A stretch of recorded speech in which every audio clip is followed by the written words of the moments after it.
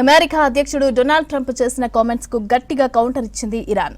తమ దేశం శత్రువుల ముందు తలొగ్గదంటూ Iran supreme leader Ayatollah Ali Khamenei ట్రంప్కు ఎక్స్ వేదికగా హెచ్చరికలు చేశారు. ఇప్పటికైనా అమెరికా రాజకీయ నాయకులు తమ మోసపూరిత చర్యలు ఆపాలని డిమాండ్ చేశారు. తమ దేశానికి ద్రోహం చేస్తున్న కిరాయి వ్యక్తులపై ఆధారపడటం మానేయాలని హెచ్చరించారు.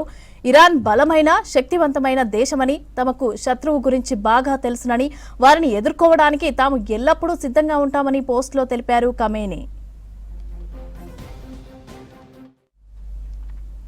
ఇరాన్ పై చర్యల్లో భాగంగా ఆ దేశంపై వైమానిక దాడులు చేపట్టడం ఒక ఆప్షన్ కావచ్చునని ఈ మధ్య ట్రంప్ యంత్రాంగం ప్రకటించింది.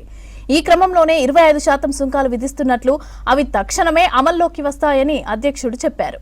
ఇరాన్తో వ్యాపారం జరిపే అన్ని దేశాలపైన 25% సుంకాలు విధిస్తున్నట్లు అనౌన్స్ చేశారు ట్రంప్.